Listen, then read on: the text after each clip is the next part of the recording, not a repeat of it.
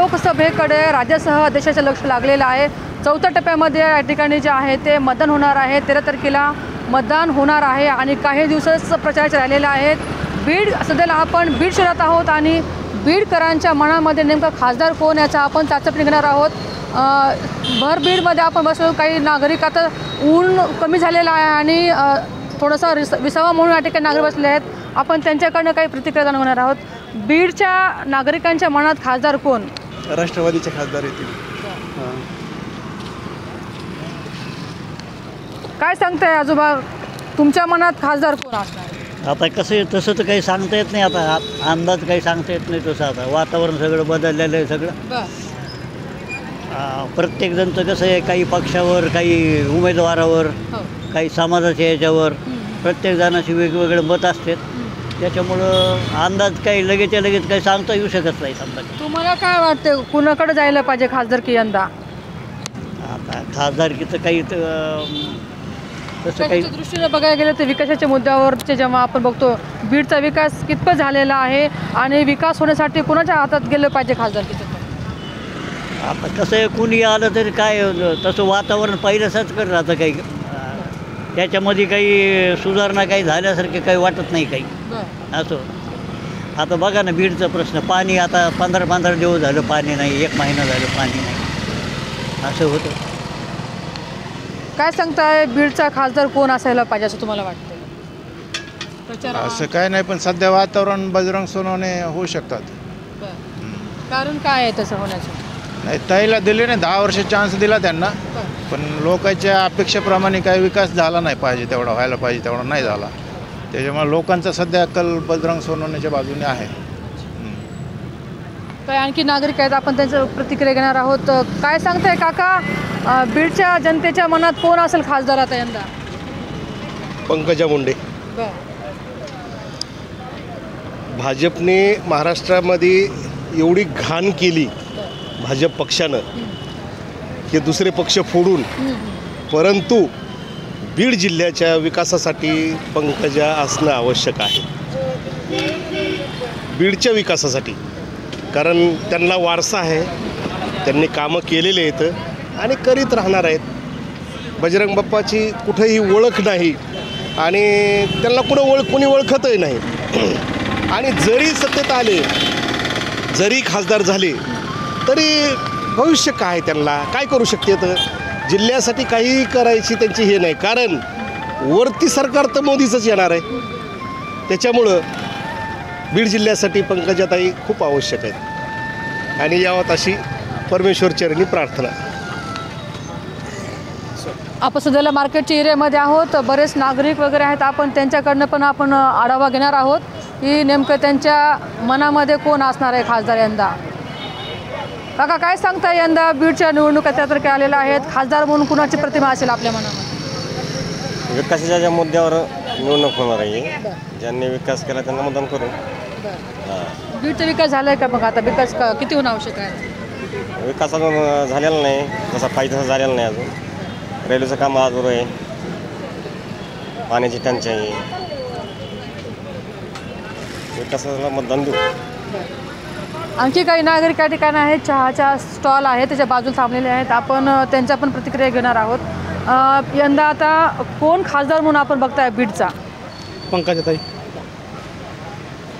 बघतो आम्ही। काम चांगलं आहे, मंत्री राहिलेले आहेत, अनुभव आहे, त्यामुळे पंकजाताई आम्ही स्वीकारतो पंकजाताईला। बाजूला पण आहेत, काय तुमचं कसं असणार आहे, तुमचं कोणाकडे असेल कल? कल पंकजाताईकडेच आहे, मंत्री राहिल्यामुळे आणि प्लस पॉईंट म्हणजे वरी मोदी सरकारच पाहिजे, त्याच्यामुळं पंकजाताई बेटर राहते। आणखी काही नागरिक आहेत, आपण त्यांच्या पण प्रतिक्रिया घेणार आहोत। काय सांगताय की आता खासदार म्हणून तुमच्या मनामध्ये कोण असेल आता? पंकजा मुंडे। आणखी काही नागरिक आहेत मध्ये पण बघूया, चला एक मिनिट आता 13 तारखेला निवडणूक आहेत खासदारकीच्या, आपल्या मनामध्ये बीडचा खासदार म्हणून कोण असेल?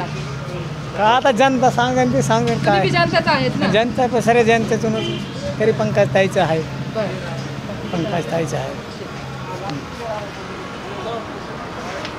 आणखी काही नागरिक आहेत, आपण त्यांच्या पण प्रतिक्रिया जाणून घेणार आहोत. काका काय सांगताय, आता निवडणूक आहेत बीडच्या आणि खासदार म्हणून आपण कुणाला बघताय आता यांना बीडच्या खासदार? बीडच्या खासदारकीच्या निवडणूक आहेत 13 तारखेला मतदान होणार आहे. तुमच्या मनातला खासदार कोण असणार आहे? आम्हाला नाही काय कळत नाही. पंकजाताईची ओळख आहे का तुमची? बजरंग सोनवणेला ओळखतात का? मग ते दोघं जण सध्या निवडणुकीत रिंगणात आहेत. वंचित बहुजनकडनं सुद्धा अशोक हिंगे उभा आहेत. तुमच्या मनामध्ये कोण असू शकते की खासदार असायला पाहिजे? काय सांगता येणार नाही. तुमचं तुम्हाला माहीत नाही का?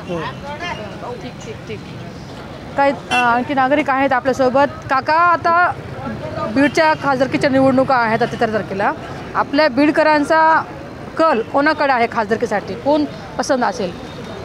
माझं म्हणणं असं आहे की आपले हे जे आहे ना आपले शरद पवार गटचे माणूस बजरंग सोनवणे. बजरंग सोनवणे आपले याने मुंडेबाईचा बी होता, पण लोक नाराज त्यांच्यावर, म्हणून ते त्यांची शक्यता फार कमी आहे सर.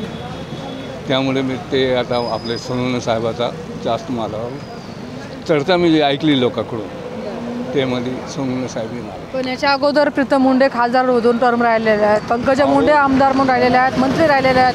विकास, मी स्वतः मुंडे साहेबाचा खास मित्र होता. त्यांच्यासाठी मी रात्र दिवस एक केला. माझ्याकडे ते म्हणजे ते मला इतकं लाईक करायचे, पण हे जे बाई आहे त्यांची मुलगी त्याच्यामध्ये इतका हे नाही आहे की कुणाबरोबर कसा प्रेम केला पाहिजे काय. त्यांनी चांगले लोकांना सोडून ते त्यांच्या ग्रुपमध्ये जे लोक आहेत ते बरोबर नाही आहे. त्यांना जे मार्गदर्शन कसं बी देतात. विकास कोण करू शकतो असं वाटतं आपल्याला जिल्ह्याचा? जिल्ह्यात विकास हेच आहे, मुंडे साहेबाची मुलगीच आहे, पण लोकाला मी पाहिला की त्यांच्यावर लक्ष फार कमी आहे. मी पण लोकमत बसतो ना, त्या ह्याने मी सांगतो.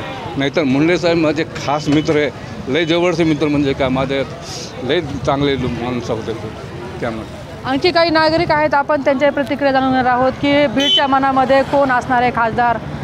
13 तारखेला बीडच्या लोकसभेच्या निवडणुका आहेत. कल तुमचा कोणाकडे असणार आहे? आमचा कल तर काही सांगता येणार नाही मॅडम. खासदारकीला पंकजाताई आहेत, बजरंग सोनवणे आहेत, अशोक हिंगे आहेत, तर कल कोणाकडे असेल? सांगता येणार नाही, म्हणजे अजून ठरवलेलं नाही. ठरवलेलंच नाही. नाही.